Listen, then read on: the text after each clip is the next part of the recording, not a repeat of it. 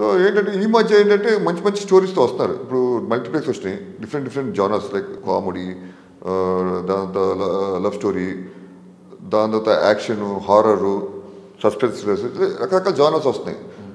So బ్రహ్మాండంగా ఆడుతున్నాయి. So నేను 2014 నుంచి ఇండస్ట్రీ ఫేట్ మారిపోయింది.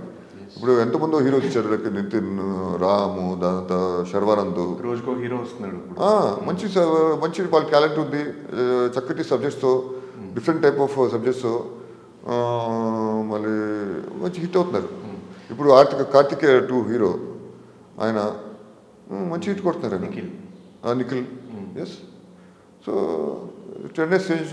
సో మీరు చెప్పిన దాని ప్రకారం అందుకోసం స్క్రిప్ట్ లో మంచి జడ్జ్మెంట్.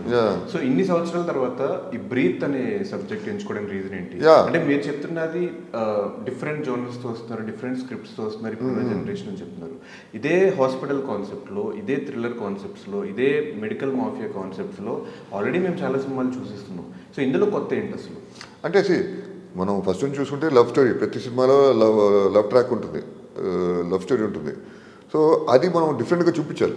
ఎప్పుడైతే స్క్రీన్ ప్లే కథనం కొత్తగా ఉంటుందో అది గ్యారంటీగా హిట్ అవుతుంది. ఇప్పుడు ఫస్ట్ నుంచి నేను మా తాతల కాలం 1949 చూసుకుంటే సినిమాలు అన్నీ ఏదో సెంటిమెంట్ ఉంటుంది, ఏదో లవ్ ట్రాక్, కామెడీ ట్రాక్ ఉంటాయి. కానీ ఏంటంటే కొత్తదనంగా చూపించాలి. ఎప్పుడైతే మనం కొత్తదనంగా చూపించామనుకో అది గ్యారంటీగా ఆడుతుంది సబ్జెక్టు. అది ఇప్పుడు మీరు సమరసింహారెడ్డి నరసింహారెడ్డి ఉంటే 2 ఫ్యాక్షనిజమే. కానీ సమరసింహారెడ్డి ఒక type of screenplay, Narasimha Reddy వచ్చి వేరే స్క్రీన్ ప్లే. సో కథనం కొత్తగా చూపించడంలో 2 బ్లాక్ బస్టర్స్ వచ్చినాయి. సో ఈ సినిమా కూడా కొత్త కథనంతో మన డైరెక్టర్ అఖిల వంశీ తీసుకోవడం జరిగింది. అండ్ ఒక ముఖ్యమంత్రి మీద ఒక రియల్ ప్లాట్ మీద జరిగిన స్టోరీ, అది రియల్గా జరిగిన స్టోరీ. ఆ ప్లాట్తో మార్చి చేంజెస్ చేసి మంచి ఫ్యామిలీ డ్రామా పెట్టుకుని చక్కగా స్క్రీన్ ప్లేతో చేయడం జరిగింది అది.